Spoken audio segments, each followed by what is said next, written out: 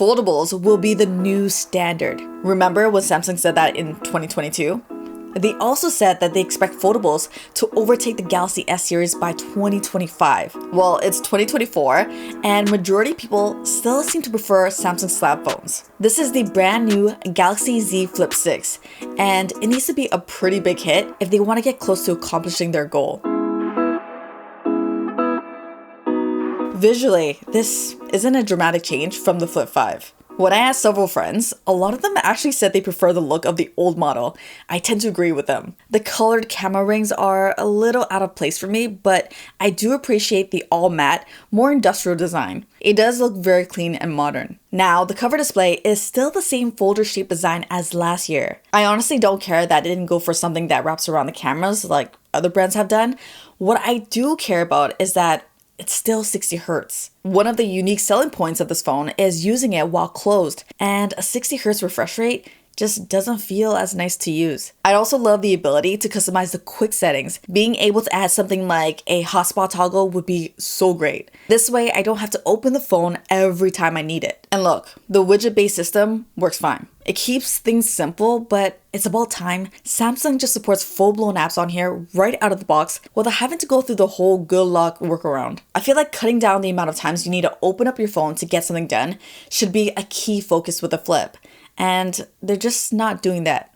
I can't help but feel like the cover display just isn't living to its full potential. The crease on the main display is actually less noticeable. The new foldable thin glass they're using helps ever so slightly. It's still a nice and tall screen that gets brighter now, but the reality is it literally folds in half. There's gonna be some sort of crease. Yes, it's barely visible when you're looking at it straight on, and you'll get used to it, but light still bounces off of it, and you do feel it when you run your finger over it. No matter which way you slice it, it's a slight compromise that you make in exchange for this highly portable form factor. Besides portability, I also love the form factor for flex mode. I love popping it on my wireless charger with a video playing while I'm working at my desk. Music videos, podcasts, I watch a lot of stuff like this. It's also perfect for video calls. You can literally place it anywhere and go hands-free. Now, you could argue that a MagSafe stand or kickstand would accomplish the exact same thing, but this is a little more convenient, right? It's also great for those lazy days. You can lay down, pop this on your stomach, and watch stuff completely hands-free. Bonus points because in flex mode, both speakers are pointed directly at you. While the new IP48 rating is great, improved durability claims are really hard to prove when it comes to brand new phones. What I will say is that before this, I owned the Flip 3, 4, and 5. I had zero display issues with the 3 and 4, but last month, my Flip 5 started having dead pixels around the hinge on either side. And that's 11 months into owning it. I was actually pretty disappointed. Does this mean that it's less durable? I don't know, but to Samsung's credit, I took it to the Samsung store and they had the screen replaced under warranty. It took them close to 3 hours, but I had the phone back in my hands. So best advice would be to get the extended warranty. Alright, so while the Galaxy Z Flip6 doesn't have any eye-catching visual changes, Samsung is showing its modern-day flip phone plenty of love in other ways. Let's start with performance. Not only does it inherit the same Snapdragon 8 Gen 3 for Galaxy found in the S24 Ultra, but it's also the first Z Flip to include a vapor chamber.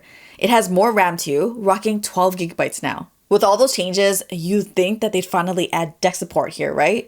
A feature that will totally take advantage of all that extra performance.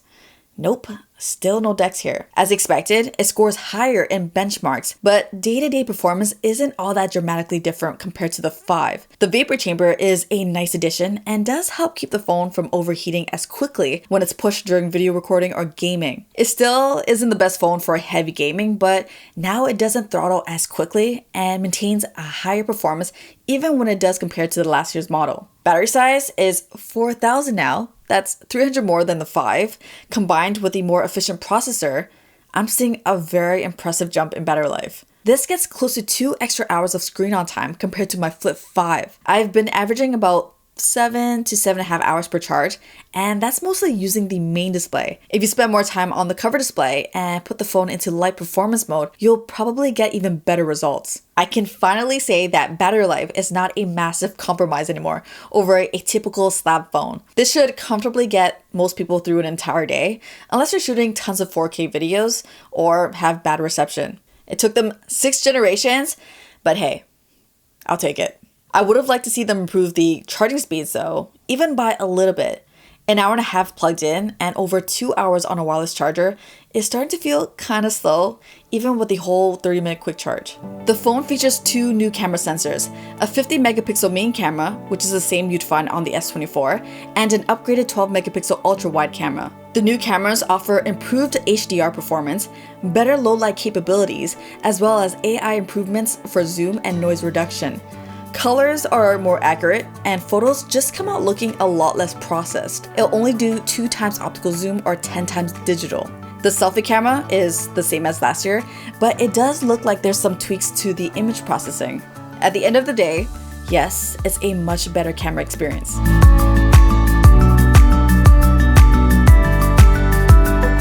So we saw Galaxy AI roll out with the S24 lineup earlier this year.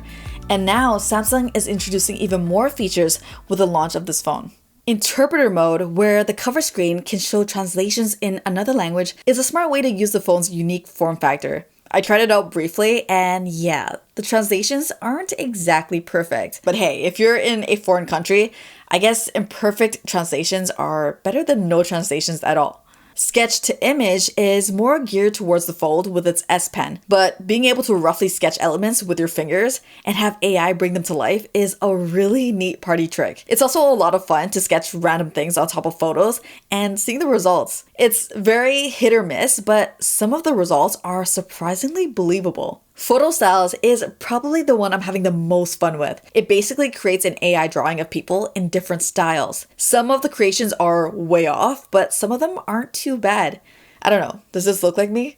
I think it did a pretty good job with my daughter though. If she was a cartoon, she'd probably look something like this. The Flip 6, along with Fold 6, are the first foldables from Samsung that get the guaranteed 7 years of OS and security updates. I'll be honest, foldables are the phones I had the least confidence in lasting the full 7 years.